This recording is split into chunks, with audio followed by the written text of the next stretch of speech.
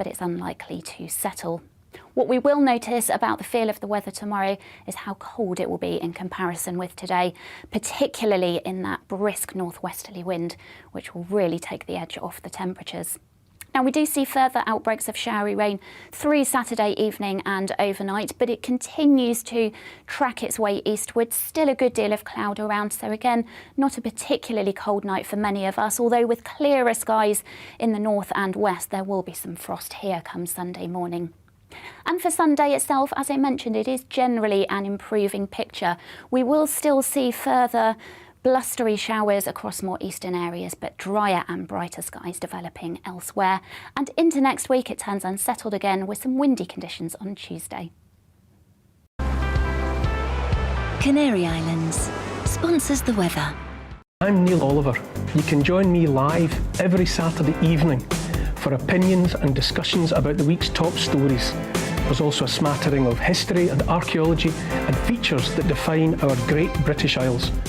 You'll hear my thoughts unfiltered, as well as those of my guests, and we don't always agree. And we want to hear from you too. Neil Oliver Live, Saturdays from 7 on GB News.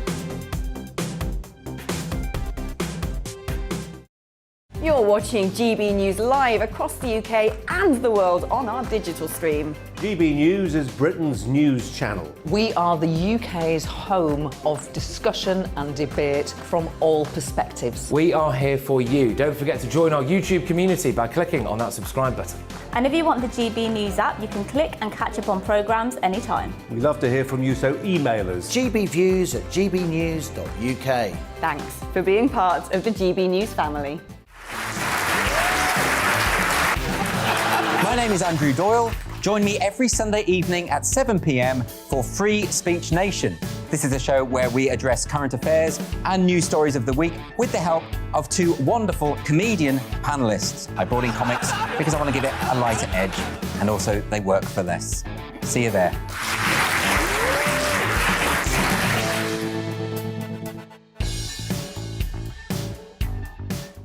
Join my show Farage, 7 p.m. till 8 p.m. Monday through Thursday, and there you will get opinion, analysis, debate, and I'll cover stories that nobody else dares to touch. And then for the last 15 minutes, talking pints. We're over a drink. We have a civilised conversation with someone. We very often disagree, but we do it in a grown-up way. Come and join me on Farage.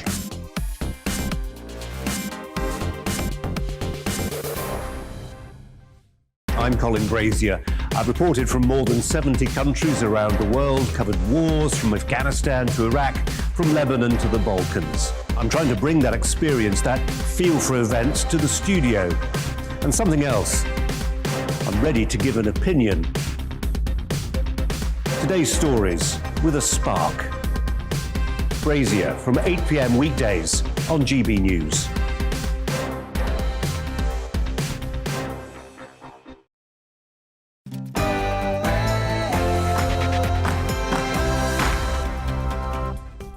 Hello there, it's 6 o'clock. I'm Michelle Dewberry and this is Dewbs & Co, the show where we'll get into the things that have got you talking today. Coming up, the old Bexley and Sidcup by-election is done. Pretty much everyone, though, seems to be claiming some kind of victory. The Tories are celebrating the win, obviously, and keeping hold of the seat. Labour also seem to be celebrating, having gained a 10% swing their way. And Reform UK celebrating too. They're coming third. But hold on just a little second, because if I was you guys, I'd be pressing pause and asking, why was the turnout just 34%? And don't blame it all on the weather. And of course, the tragic case of Arthur Labinjo Hughes saw concerns raised for his safety on at least 4 separate occasions before he died. An independent review is now underway, but what I want to know is, what is it going to take for our most vulnerable children to finally be safe? And experts are recommending older drivers avoid prosecution for careless driving. What?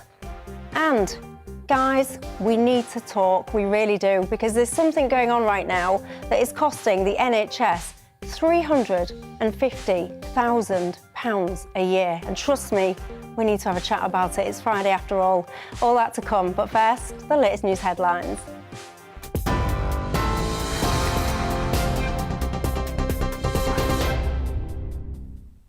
Hello, I'm Karen Roberts. These are your latest headlines.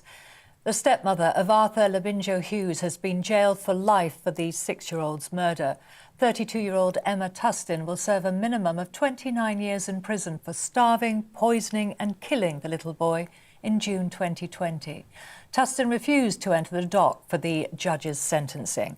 Arthur's father, 29-year-old Thomas Hughes, was sentenced to 21 years for manslaughter.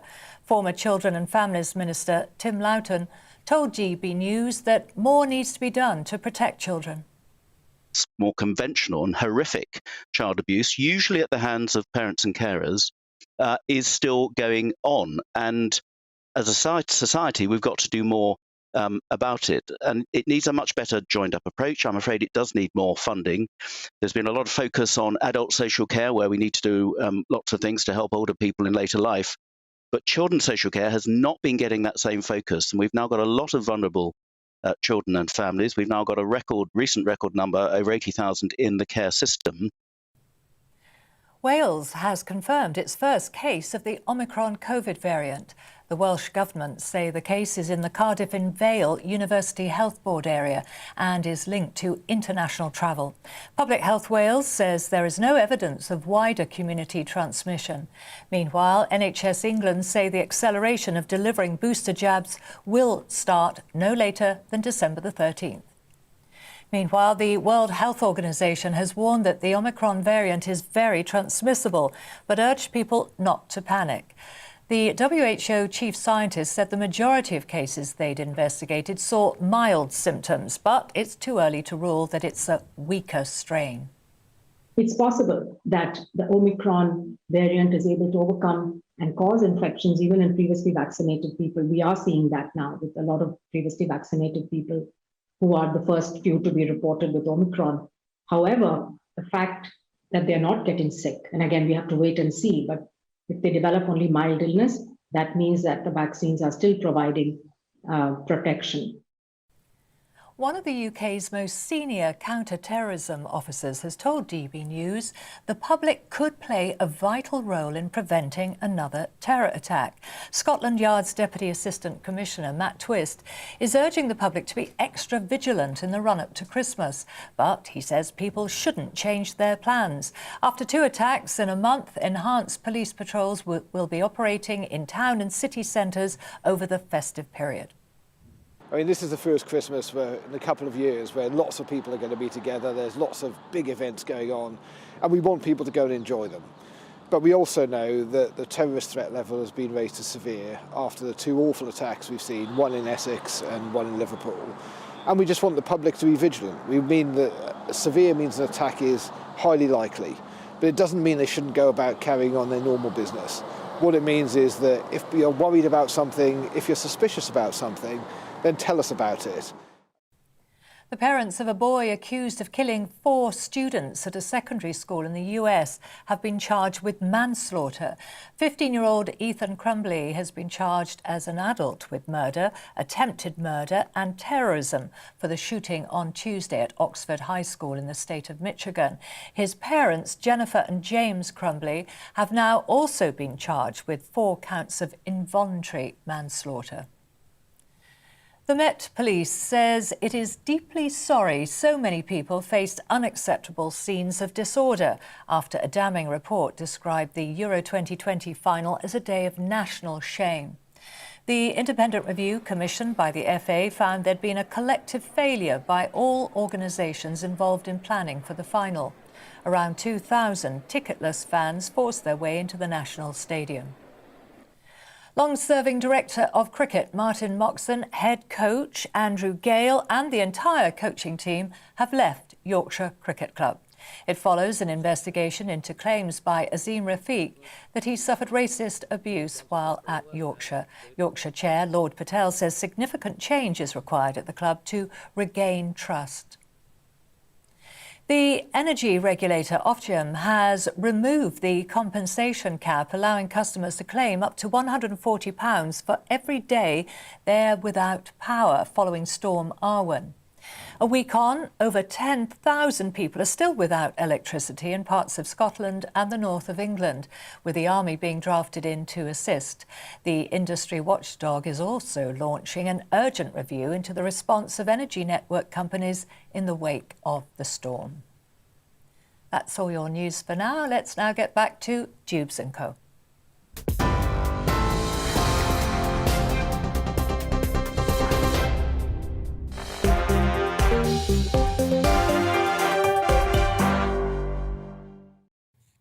Thanks for that, Karen. I say it every time you're on, but your pronunciation of Dewbs & Co is my favourite ever. I should get you to voice over the intro to my show. I love it.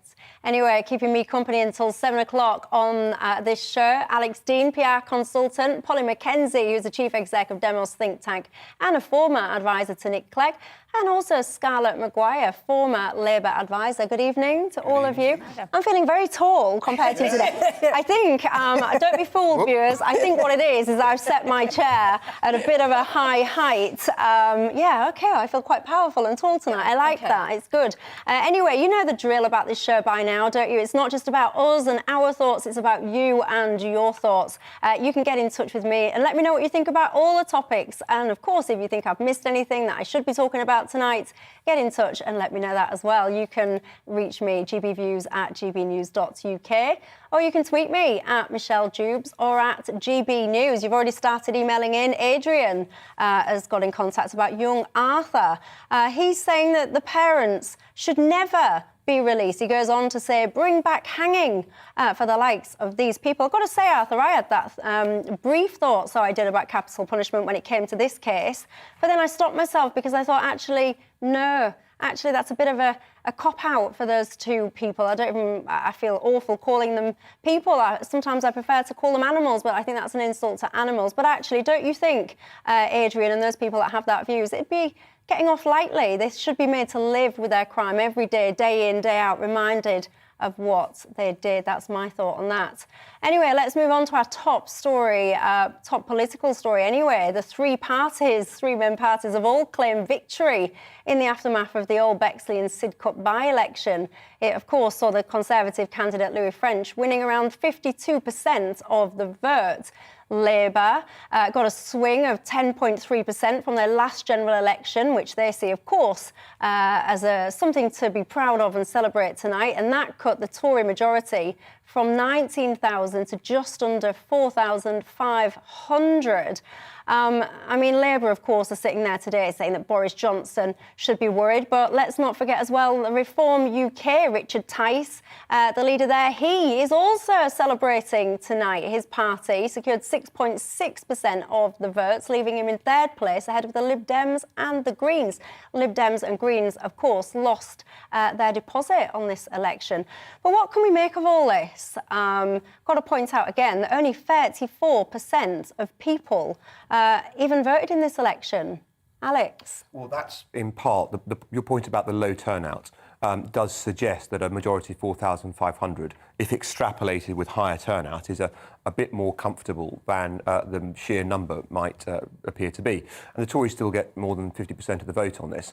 For me, no offence, Polly, the big loser here is the Liberal Democrats. On the one hand, of course, what they seek to do is to informally have a pact with the Labour Party and say, we're not really going to try. We won't really go for it against you because we want to see you get the Tories out. But, of course, on the other hand, their vote plummets, they lose their deposit, and it doesn't work. The Tories still get north of 50% of the vote, so they get humiliated for nothing. And Lib Dems as well, they would argue, well, we didn't really campaign because we're holding out for, is it North Shropshire? That's the one that they reckon that they're going to put their focus on. I doubt they'll do well there either. But I think there's bad news here for quite a few people, because on the Labour side, this is nothing like the kind of swing and nothing like the kind of support you'd need to see to have Keir Starmer in at number 10. At this point in the Parliament, where you tend to see governments do badly in by-elections, you really need to see big swings towards the opposition if you're going to change the government. And there's nothing like that. Yeah, and I've got to say, Polly, everyone was really expecting the Tories to keep hold of this seat. So that primary result isn't a surprise to anyone, is it? But what do you reckon to all of these other kind of mini celebrations that everyone else is having? And the Lib Dems, of course, pretty irrelevant. I don't mean to be rude, but in that election, pretty irrelevant. Question. Absolutely, the Lib Dems and the Greens, both completely irrelevant. I mean, first, remember this by-election happened because of the death of James Brokenshire from lung cancer, and he had held that seat with that 19,000 majority, an extraordinary man, gentle, thoughtful, kind, a talented minister, a Northern Ireland secretary, and a great loss, actually, to politics. So, in a way, in his honour, I'm really glad that the Conservatives have held the seat. He was a great man, and I hope that Louis French will also be a good MP for the constituency. It's this funny thing with by-elections. Because of the way they happen, they always get, hyper analysed. And everybody is looking for their story to tell, their victory. So, in a way, it's very normal. The Labour Party saying, oh, yeah, this is brilliant news. The Conservative Party says it's brilliant news. It is always thus with by-elections. There's always much less to learn from a by-election than the pundits, sorry, just to apologise to all of us, would like you to believe. What you really want to look for is patterns. It's very clear, actually, as Alex says, the Labour Party is not doing well enough in this part of the election cycle for it to look like they're going to win. Something needs to change if they're going to win the next general election. But the Conservative Party isn't kind of storming to victory in the way that they might hope. So that, they've got some stuff to think about here. Unless people think I'm some kind of Tory apologist. The Cheshire and Amersham by-election result was really bad for the Conservative Party. Right? You look at that, that's something that sends shiver. If there was another result akin to that, then I think the Conservative Party might have been greatly more worried. It's quite reassuring for the Tories. But I think what's so interesting about this is you're right. Everybody lost, actually, apart from possibly the Reform Party, and even then they did get 6.6%, which is hardly. But what it shows is that there is this alliance of people against the Conservatives and what I heard it was that on the doorstep a lot of people didn't like Boris Johnson, but they weren't ready to go over to Labour, and so it's an incremental thing. And if you look at Amersham, where the Lib Dems did fantastically, and Labour people voted. There is no question that Labour people voted. I mean, I know the Labour candidate. She is absolutely lovely, but I did tell her that I would have voted Lib Dem in Amersham. And in Shropshire, you're going to see that again, and possibly, I know Ed Davey says it might win. And I think what matters is that you don't have one candidate who's an anti-Tory candidate. What you have is the voters get a choice and they choose. And actually, if they choose not, if they're anti-Boris Johnson, they tactically vote. But they'll only do it if they're given a choice. And there is a whole move that there's a deal between the Greens, the Lib Dems and Labour. And I just don't think it'll work. But I also think it makes a difference why you're having the by-election. It makes a difference that James Brokenshire was lost to lung cancer and Owen Paterson has resigned after a huge scandal that got huge amounts of attention. And of course, neither of those men are therefore in politics and standing. And yet it changes the tone, I think, of the campaigning and the feelings on the ground and whether people can be bothered to vote and all of that. And some of the parts you're going to add up in those equations still aren't enough to defeat the government. But you don't know. Not in some of the safest Conservative know. In seats. North That's Shropshire, we have yet to see. I mean, I think you're absolutely right. Is the whole Labour always knew they would never, ever going to win Bexley. What they were trying to do was to lower the majority. I just think North Shropshire could be different. You may be right, but the point, when I look at this, and you were talking about the Reform Party claiming that they've had success, when we saw the Brexit Party making inroads in general elections and really had the Conservative Party worried because there was a force to its right, they were coming second in by-elections. They were polling 18, 20%. They're nothing like that right now. And if you want the Labour Party to be able to slip in, not only do you need the left to be pretty united around candidates, you also to defeat Conservative ones, but you also need a proper divide on the right, and I just don't see it there right now. Well, Helen has been in contact saying Michelle Reform are the only real centre-right party in the country. She says this is just the start for them and they are going to gain more and more momentum going forward. And you almost kind of dismissed, I was interested in what you said, you kind of went, oh yeah, they only got 6.6%. I actually think that's a very good result for a party that's, about a year old or so? I think that's actually very good. I don't. Don't you? I mean, Alex and I are not going to agree all very much today. I absolutely agree. I mean, 6.6. This was a by-election. This was in great. It was Brexit territory. Prime It was protest absolutely, and a lot of people on the doorstep were pretty angry with Boris Johnson and didn't. And that was the place they would have gone, and they didn't. I think 6.6% actually is pretty low. I think if they'd have got 15, it would have been 6.6%. Yeah. Well, that's Richard Tice on the screen, by the way, there, of course. He thinks this is, and I'll summarise it, he thinks this is amazing. I mean, I could go on, he said quite a lot about it but today. But that's the inheritor party of a party that won our last Europe, when we were last in But the EU. it's quite a different pitch, though, isn't it? Because that's the thing, is the Conservative Party, having done Brexit, achieved that, it's kind of, it's over now, has adopted this new coalition of voters that kind of economically left. Big state spending, lots of regulation, a kind of slightly anti-global posture most of the time, though sometimes they like to talk like free traders. And what Richard Tice is trying to do with reform is, it seems to me, be more of your classic, like, economic liberal centre-right type party. Can we just take a second? But then the question is, like, is that what the appeal is? Yeah. Can you split the... They're not trying to split the Conservative Party in the way that UKIP did. They're trying to split a different chunk off the Conservative Party, and it remains to be seen if that's possible. Well, I want us to take a second, and Jeff's picked up on this as well. He's emailed in saying the story is the turnout.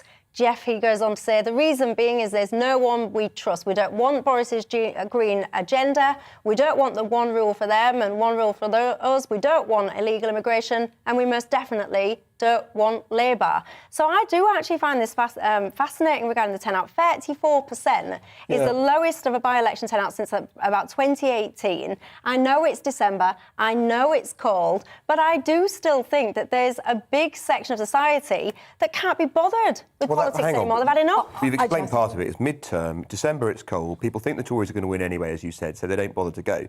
But if you did feel like, no disrespect to him, if you felt like Jeff felt, as expressed in that email, then you would turn out and you'd vote for the Reform Party, because that's the party that's been saying the kinds of things that you were advocating. Their result was, as we agree, a paltry 6.6%. The people who didn't turn out were Tory voters, basically, and the Tory vote's down because people just didn't assume they didn't need to. Or they didn't want to. Or they didn't. I mean, there are an awful lot of Conservatives who have fallen out of love with Boris Johnson but haven't moved anywhere else. And I think that's the reason why the turnout was so low. I think it was low, and that's what I heard from the doorsteps. That's what they were predicting: very low turnout, but not. It wasn't going to go Labour. Well, Jeff, you don't say where you are. If you are in that area and you didn't vote, tell me why you didn't vote. Or in fact, anyway, not just Jeff, you can all get involved. If you are in that area, you had your opportunity to get involved at the by-election, you chose not to, get in touch with me and tell me why. Have you just had enough of politics? Are you fed up of them all? Or are you just a bit lazy and it was cold and dark and wet and windy, and you thought to yourself, do you know what, I'm going to stay in and watch GB News instead. Tell me, which one was it? I'm going to take a quick break, and when you come back, this is an awful story, of course, which dominated all of the press yesterday and now today. There's a lot of people, I talk, of course, of little Arthur, the 6-year-old. There's a lot of people today asking, what has gone on when it comes to these child services? Is this a case yet again that we're going to look back in a few months' time or in a year or so's time and look back and say lessons need to be learned? Why do we seem to be failing so many vulnerable children? We'll have that story and more after the break. It's time to remind ourselves there's always another winter. Canary Islands sponsors the weather. Hello, rather changeable conditions this weekend. There will be outbreaks of rain at times for just about all of us at some point. However, it does tend to turn drier and brighter for most on Sunday, if feeling on the chilly side. Now back to the here and now, a number of weather fronts skirting across southern counties of England. Meanwhile, this weather front waiting in the wings will bring a thicker cloud and outbreaks of showery rain in from the northwest. This may well give some sleet or snow over the higher ground of the north. All in all, quite a lot of cloud around overnight tonight, and that will help keep temperatures up, at least not falling too low. We could just see a touch of frost in more rural parts of the west, where we do see clearing skies towards the end of the night. So a little bit of a chilly start for some tomorrow, but not as cold as some recent mornings. However, as the wind starts to become brisker through the course of the day, it will feel decidedly chilly, even where we do get a glimpse of sunshine. There will be a good deal of cloud around throughout the day on Saturday, a little bit of sunshine here and there, but further outbreaks of showery rain, and again some of that will be on the wintry side, particularly over higher ground. Now, as we head through Saturday evening and overnight, this showery rain continues to track its way eastwards, not clearing the east completely. Further showery outbreaks here, but elsewhere tending to turn drier as the night wears on. So it will be a dry, a bright, but a chilly start to the day for some on Sunday morning, particularly across more northern and western parts of the country. So as we start the day on Sunday, still a good deal of cloud across central and eastern areas, still some showers feeding through on that brisk north to northwesterly wind, but there will be brighter skies elsewhere, which will spread to most parts by the end of the day. So Sunday for most looking like the better day of the weekend for getting out and about, but turning unsettled again into next week with some very windy conditions on Tuesday. Canary Islands sponsors the weather.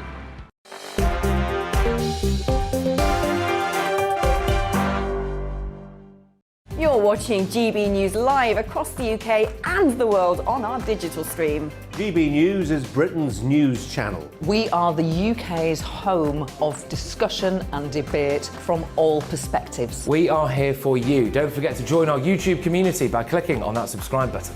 And if you want the GB News app, you can click and catch up on programmes anytime. We love to hear from you, so email us. gbviews@gbnews.uk. Thanks for being part of the GB News family. My name is Andrew Doyle. Join me every Sunday evening at 7 p.m. for Free Speech Nation. This is a show where we address current affairs and news stories of the week with the help of two wonderful comedian panellists. I brought in comics because I want to give it a lighter edge, and also they work for less. See you there.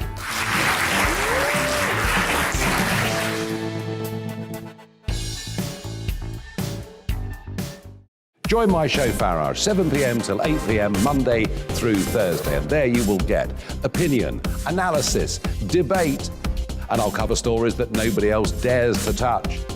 And then for the last 15 minutes, talking pints. We're over a drink. We have a civilised conversation with someone. We very often disagree, but we do it in a grown-up way. Come and join me on Farage.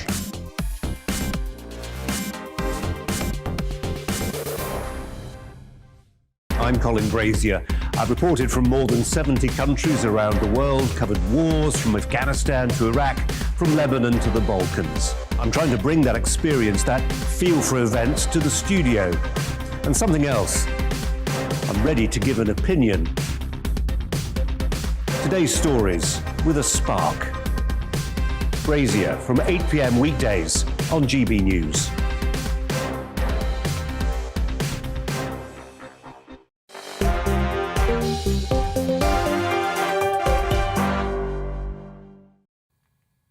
Hello there, welcome back to Dewbs and Co. Now, I've got to be honest, my next topic is not a very pleasant one, and do forgive me because I am aware, of course, that it is Friday evening.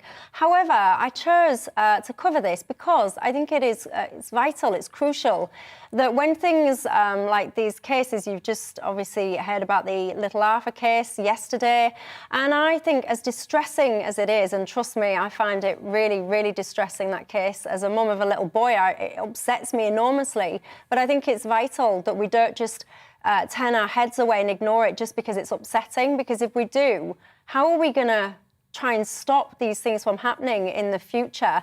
Because many of us, of course, will remember the awful case of Victoria Columbus. She was an 8-year-old girl. She was murdered back in 2000. And, you know, this was a case then, and it shocked so many people. There was an independent review. It was it was confirmed that there'd been multiple failings across many different services that were supposed to help people like Victoria, and the report was done and published in 2003. It made 108 recommendations. The author of that report claimed, and I quote, that Victoria's death was a turning point in ensuring proper protection of children in this country. However, many of us will also then remember the devastating case of Peter Connolly, Baby P, as he was well known, killed by his mum and her partner in 2007 in the same borough as Victoria. Again, multiple failings by various services.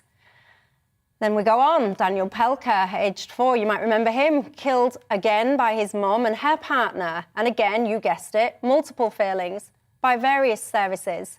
And now, little Arthur, 6-year-old Arthur Labinger Hughes, killed by his daddy and his partner. Concerns again for his safety was raised at least 4 separate times to different agencies. And you guessed it, yet another review taking place. I have to wonder. Now, when I was a little girl, I was on the social services at-risk register. So I've got a little bit of personal skin in the game, shall we say, when it comes to these things. Because as adults, we have responsibility to these children. Social services, all of these kind of agencies, they're supposed to exist to help children that cannot help themselves. But yet, time and time again, years go by, these cases continue to happen. So I must ask tonight, at what point are we going to turn these stupid, meaningless phrases like lessons learned, you know, we need to do this, we need to do that. At what point are we going to turn those phrases and these reports and these recommendations into meaningful action to try and stop these awful, awful killings happening again? Polly, your views on this? Well, you know, as you said at the outset, it's really difficult to think about these cases. And it's certainly true that they are complicated and difficult, and it is expensive to reach, to assess and to protect children when there are so many families who may have addiction problems, mental health problems, and where children may be at risk. But the reality is that we have to recognise that, just as you say, Michelle, we have a collective responsibility to all children. The primary responsibility for every child lies with their parents and their close family. But when that is going wrong, the state has to have a way to step in, and we have to acknowledge that it's really expensive to get it right. Because you don't want to be taking children away from their families, you know, willy-nilly. That causes harm as well. When it's done in the wrong cases. And so the review, the systems, the processes, it's expensive. And we have to invest quite substantially more money in children's services, in that protection. And we also need to ask questions, you know, I really hope that we do not face another pandemic like this, but it's clear that lockdown, which shut so many children's services out of people's lives and essentially led to the closure of this last line of protection for children, caused a lot of harm. And if there ever is a situation in which, in relation to COVID or any future pandemic, there is a measure like that, we absolutely must ensure that those protections, that children's services do not and are never shut out of people's homes. Alex. Well, first of all, I agree with Polly on the point that she's made about lockdown. The person who's been speaking today about this case said, a bruise for every day of lockdown, a phrase I will never forget. And I think it was the boy's uncle had expressed concerns about his well-being and was told that if he went round to visit, he'd be arrested for breaching the COVID rules. So I completely agree on the COVID point. But if we take the point more broadly, as you were inviting us to, about cases like this, I find them so upsetting it's quite difficult to talk. You get so angry that it's difficult to speak. And actually you want to see those pictures of that little boy, or each one of the children that you show tonight, and you want to go and take them away from those repulsive people and to look after them, and you can't. And it's a horrible thing to have to think about, but we must. And I therefore make an unfashionable point. Because I'm so angry about it, because it produces that result, the right thing to do is not to make a decision about these things now. It's to reflect on it calmly and take a proper, real review of this, not say lessons have been learned and move on as if nothing's happened, but when you make law in a knee-jerk way after something like this happens, when the mist descends and you see red, you almost always get bad law. Years ago, we got the Dangerous Dogs Act through much the same sort of proceedings where people were very angry and upset.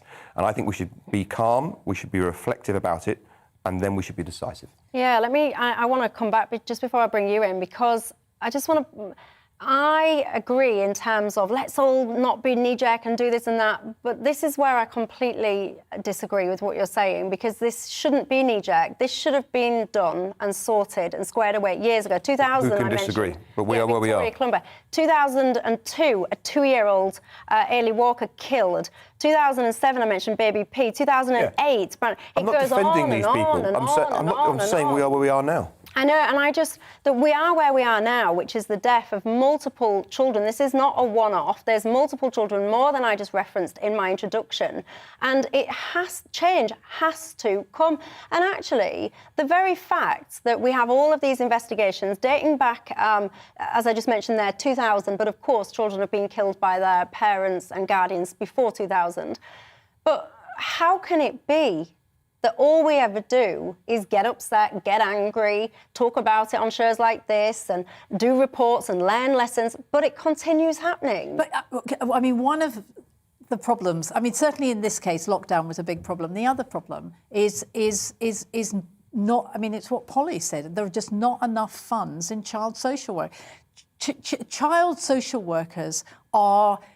there are masses and masses of vacancies, right? They are being burnt out. I mean, I know one that resigned in tears because she just couldn't bear it anymore, a senior social worker, because she was so worried that the children that she was in charge of were at risk. And actually, the real problem is that for most children who are at risk, I don't know in your case, it is drug abuse. I mean, it's chaotic families. What we're talking about in every one of the cases that you've mentioned are sadistic parents. Parents who lie, who are deceitful, and that is much, much more difficult than a social worker going into a chaotic going into a chaotic family. They know what they're doing. They try and sort it out. They try not to take the children into care. They try and keep the family together.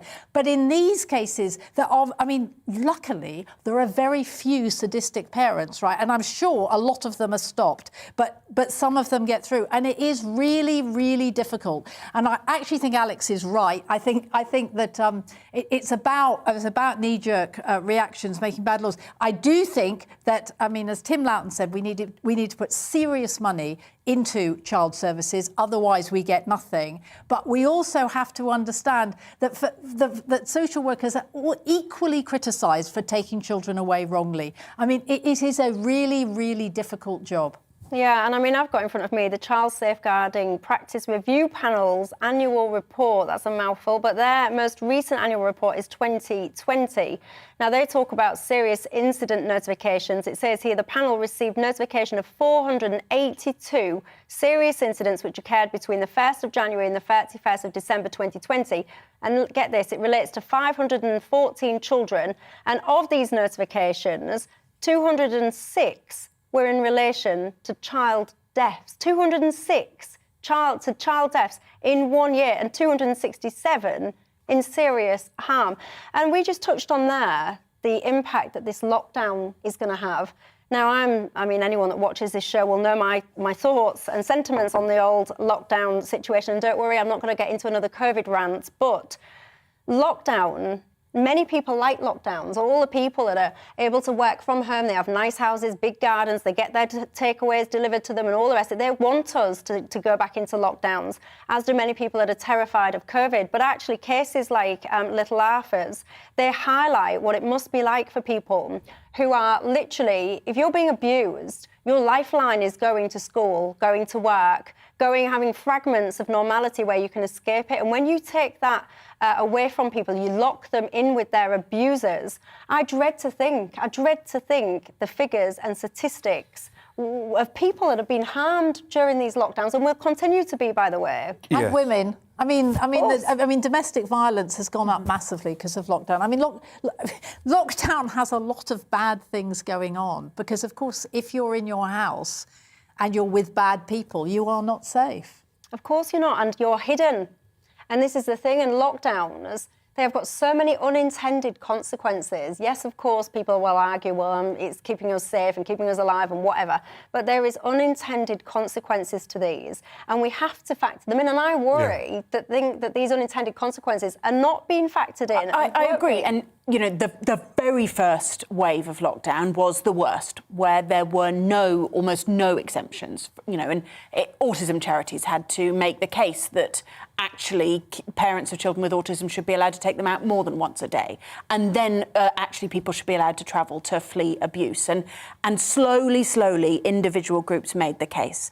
I think, you know, we have to hope that there will not be another lockdown in this pandemic and that we will not have another pandemic. But if public health measures of that scale have to be taken again, one of the learnings we absolutely must take from this is that there are those people.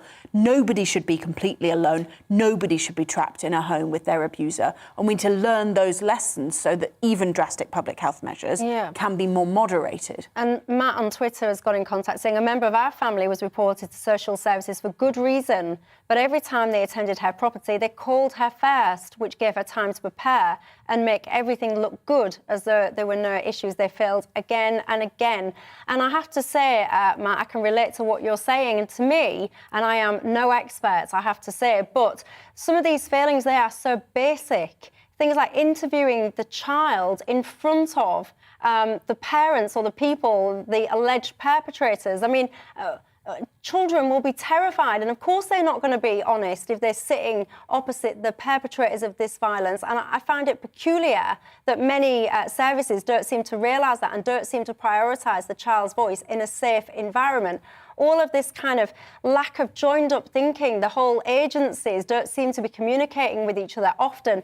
To me, it feels like these failings are so simple and so basic. John, however, says, what do you mean we, in capitals, are failing our children? Don't you think the parents are to blame? Well, of course, John, it goes without saying, the people that are killing these children are very frequently the parents, and the blame, of course, starts with those people. And in many ways, it ends with those people.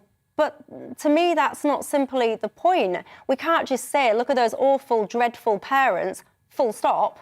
We have to say, look at these awful, dreadful parents. Now, how do we intervene and get those innocent children out of there and into a life that is safe for them? So I'm sorry, whilst I agree with you, John, that the book in some ways stops with a parent's responsibility for children's safety goes way beyond just the parents' doors, if you ask me.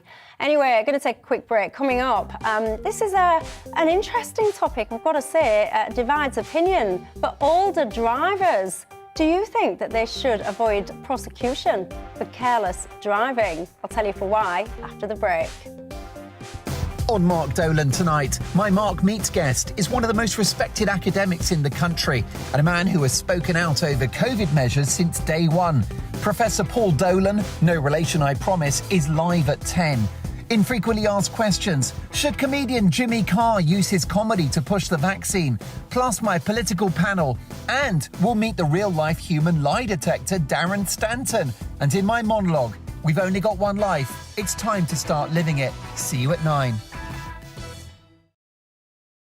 You're watching GB News live across the UK and the world on our digital stream. GB News is Britain's news channel. We are the UK's home of discussion and debate from all perspectives. We are here for you. Don't forget to join our YouTube community by clicking on that subscribe button. And if you want the GB News app, you can click and catch up on programmes anytime. We love to hear from you, so email us. gbviews@gbnews.uk. Thanks for being part of the GB News family. My name is Andrew Doyle. Join me every Sunday evening at 7 p.m. for Free Speech Nation. This is a show where we address current affairs and news stories of the week with the help of two wonderful comedian panellists. I brought in comics because I want to give it a lighter edge, and also they work for less. See you there.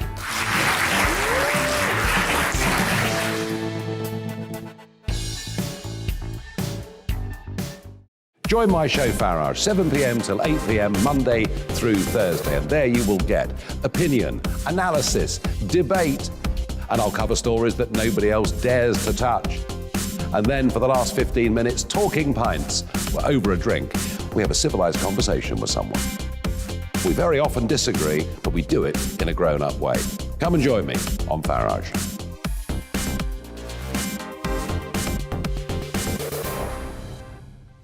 I'm Colin Brazier. I've reported from more than 70 countries around the world, covered wars from Afghanistan to Iraq, from Lebanon to the Balkans. I'm trying to bring that experience, that feel for events, to the studio. And something else. I'm ready to give an opinion. Today's stories with a spark. Brazier from 8 p.m. weekdays on GB News.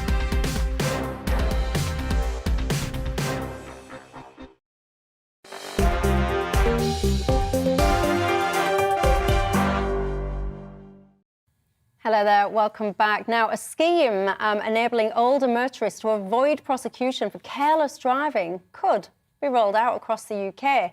The Older Drivers Task Force said that assessments of driving skills should be offered to all motorists aged 70 and above who were caught committing offences such as accidentally running a red light or unnecessarily slow driving or poor motorway lane discipline, etc. Should pensioners avoid punishment for careless driving? I don't know why I'm looking at you first. Yes, I do apologise. You're on my right, so I'll look at you. No, but this isn't about avoiding punishment. I think this is a really creative scheme. So it's very similar to the speeding thing. Twice, I have got a number of speeding tickets. Twice I was offered to go on a speed awareness course. I still had to pay the £80 penalty, but instead of getting 3 points, I went on a speed awareness course. They are brilliant, I have to say. I have really changed my driving since. Oh yeah, no, they're really good. They actually talk to you about the dangerous driving. So what this is it's saying you have a choice. You can either take your 3 points or we will assess your driving and find out whether you're up to it. Because there is a problem about much older drivers, much older than me, whether they should be at the wheel. I mean, I remember both my parents, giving up driving. So actually, I think this is a really creative way of saying to people, look, you're making this mistake. Let's see why you're making it. Do you want to avoid the 3 points? They probably will not avoid the £80 because these things cost money. And let's have a look at you. And it is a growing problem with older drivers, and it's trying to get them to understand either they have to change their driving or else they have to give up the car. I think it's complete nonsense, I'm afraid. I think that everyone should be treated the same under the law. The point about your speed awareness course is that it's available for everyone rather than based on their age as a driver. Drivers are one cohort. You treat them equally, you treat their behaviour equally. Their behaviour is the same whether you're 69 or 75 if you've committed careless driving offence. Your danger to other people is the same whether you're 69 or you're 75 and you've committed a careless driving offence. And if we need to judge people and say we're going to retest your driving, it should be based on their behaviour, not on their age, on something objective that they have done, rather than treating people either patronisingly. You don't think we should have an age focused? You've almost got to reapply for your licence. Once you get you do have to reapply for your licence after 70, actually. Exactly. Good. But the offences should be treated objectively when they are committed by all drivers, and there shouldn't be some kind of opt-out because you're a particular age. It's not an opt-out. It's not an opt-out. You still pay the money.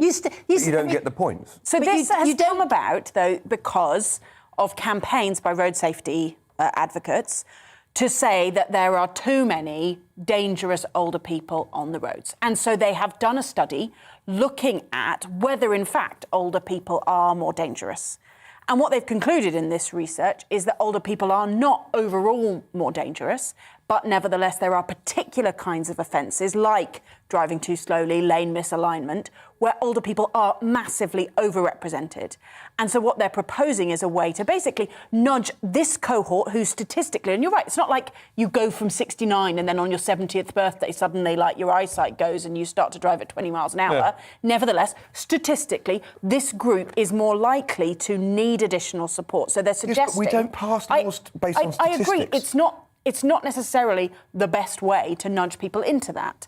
But they're also suggesting, among other things, annual testing for certain groups of people so that they can keep their driving licence. Sure. I think that's And because that's the great. thing, so the alternative, right, from the road safety campaigners is just get these old people off the road. No, it's not the alternative. But that's what's been advocated for. And this is a much more proportionate set of proposals, which at least allows those people who are older and still have the chops to be driving safely to stay on the road and maintain Let's their be clear independence. about what this proposal means. It would mean that someone who has committed an offence being punished differently from others because of their age. Yeah, I'm happy to put everyone into the careless driving. Correct. So why shouldn't a 45-year-old person who's committed a careless driving offence be subject to the same kind of... If they are danger to the public or they're a danger to themselves, they, age 45, age 32, age 19, should be, partly because if this is a good idea. I think that the diversion should be based on need. So, for example, not all shoplifters should be diverted to mental health treatment, just the ones who perhaps have a mental health crisis and an addiction that is driving them to shoplifting.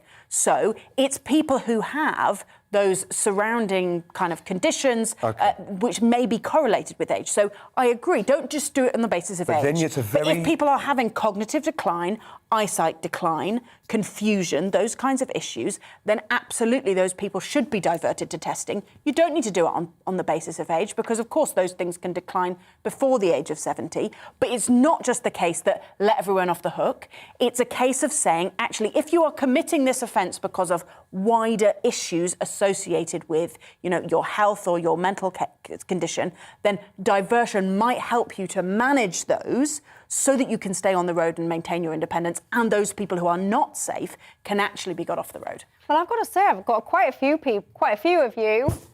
Golden oldies, I will call you. Lots of you getting in contact. Russell says, I'm an older person, I'm 74, and there's no way should people make my age basically give him a pardon. He says that. Margaret says, no way should they be pardoned if it means they should be allowed to go on driving if they're making all these mistakes. Rodney says, I'm 75 years old. I think the best thing to do is make offenders retake their test if they're over 65. John says, I am a 75-year-old pensioner with all my faculties, but I would give up driving if I wasn't capable. And I've got to say, there's lots and lots and lots of you getting in touch. Clive says, I'm almost 69 and I'm still working. I'm young enough to go to work, so I'm young enough to drive. Why don't you look at the 17 to 25-year-old male group rather than us? Ageist. I don't care. He says in capital. I don't care if someone's 100 or 110 and they're driving on the road if they're no danger to anyone else.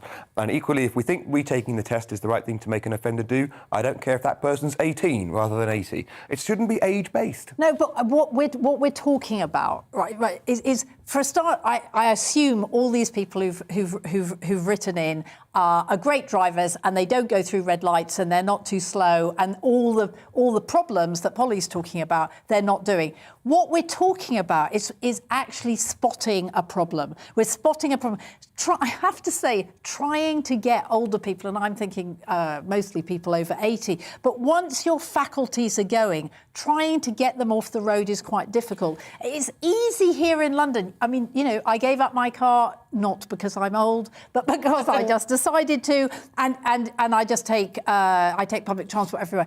Other people absolutely rely on it. I mean, you know, look at Prince Philip. He had a problem, and he had a problem because of his age. And I think we have to understand that actually getting older does mean that some things go, and actually it's about when you're doing the little things, getting them and seeing whether it's there's a problem. about whether those offences can be an early warning sign. They are. For which you divert somebody to help if there is a sign that they need help rather than they're just reckless and stupid, and you get them the help so that they can either get off the road if they're not safe or stay on the road if they need support. Now you've put your better finger on why I find this so insidious and dangerous. It's not just patronising to older people.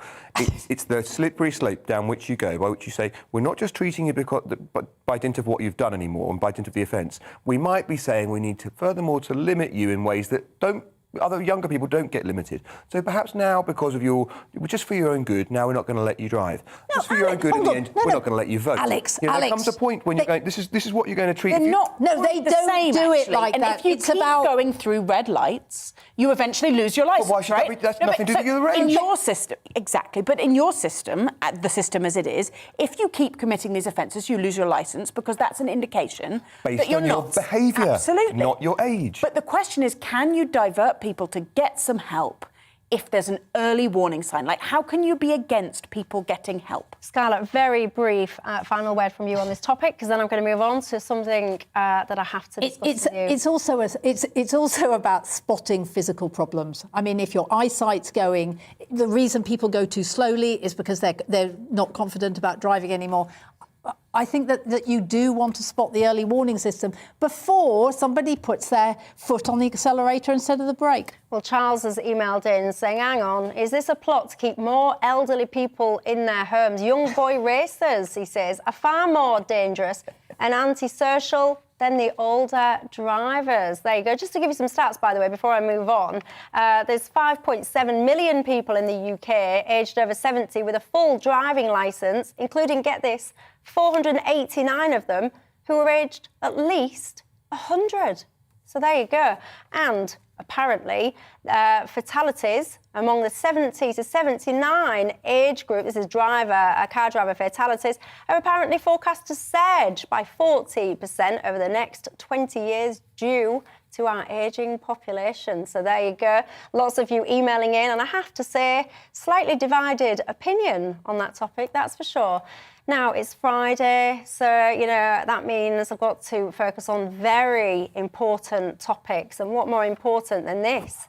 The bomb squad were called to A&E after a patient arrived with an artillery shell stuck up his bottom. Troops from the 11 Explosive Ordnance Dispersal Regiment rushed to Gloucestershire Royal Hospital because they feared it could explode. But fortunately for the patient and for the doctors, it wasn't a live round. The individual claimed, get this, that he put the item on the floor whilst having a clear out, and then he slipped and he fell on it. I mean, you've got to be a little bit unfortunate, haven't you, to slip and fall and something goes into places that, quite frankly, you'd rather that they didn't. Now, why did you warn us about the other stories, Michelle? Why didn't you tell us about this story? I'm sorry. Well, there's more. There's more. Because these kind of injuries are costing the NHS £350,000 every year. And let me give you some examples as to what's going on. Beer bottles, deodorant cans, toothbrushes. These are all things that are going into our rectums.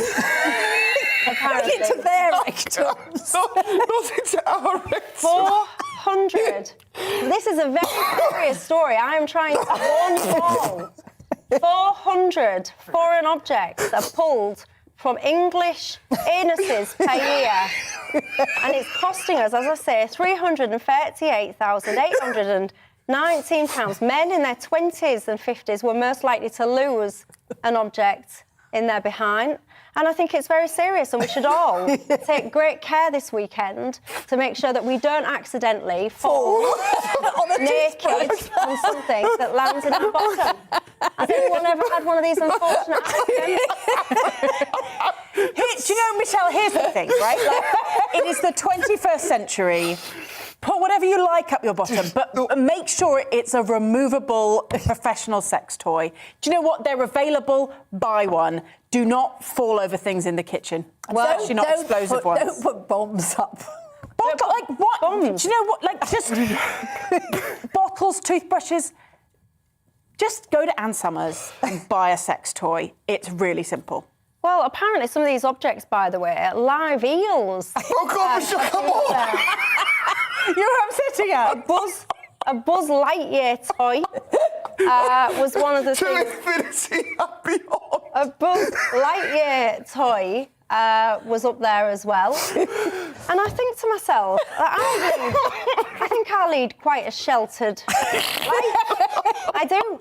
So anyway, my wish and my request to all my viewers and my panel is that we all have to do our bit to protect the NHS. So if indeed you are going to accidentally fall on anything this weekend, do wear, you know, a decent pants or something so that you don't end up in A&E, because they've got a lot better things to be doing than fishing things out of rectums. That's my advice to you this weekend. And that is all we've got time for, Polly, Alex, and of course, one of my absolute favourites, Scarlett. Thank you all for your company, and thank you as well for yours.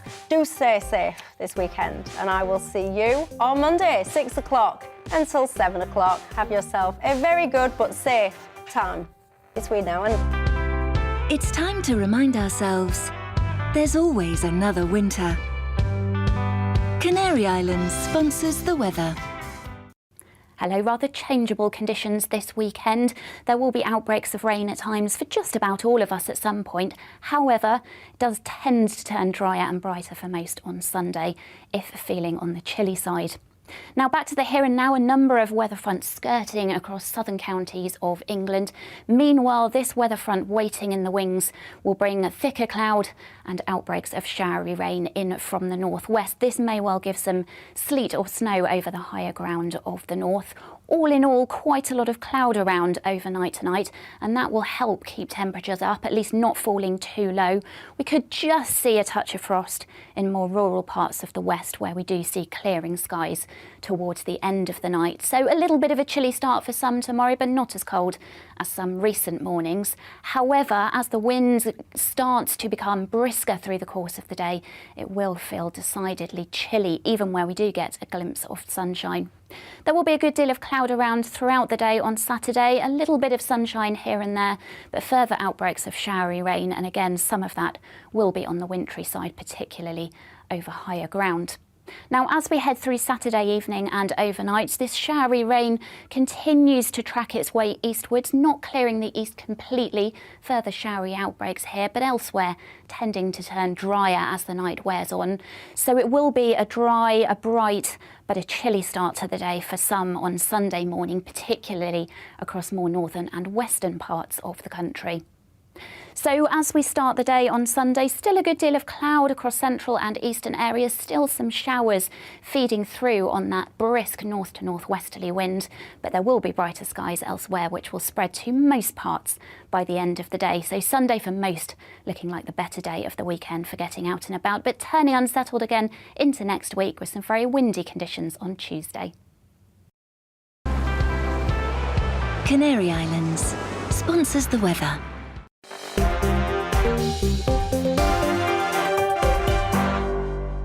You're watching GB News live across the UK and the world on our digital stream. GB News is Britain's news channel. We are the UK's home of discussion and debate from all perspectives. We are here for you. Don't forget to join our YouTube community by clicking on that subscribe button. And if you want the GB News app, you can click and catch up on programmes anytime. We love to hear from you, so email us. gbviews@gbnews.uk. Thanks for being part of the GB News family. My name is Andrew Doyle. Join me every Sunday evening at 7 p.m. for Free Speech Nation. This is a show where we address current affairs and news stories of the week with the help of two wonderful comedian panellists. I brought in comics because I want to give it a lighter edge, and also they work for less. See you there.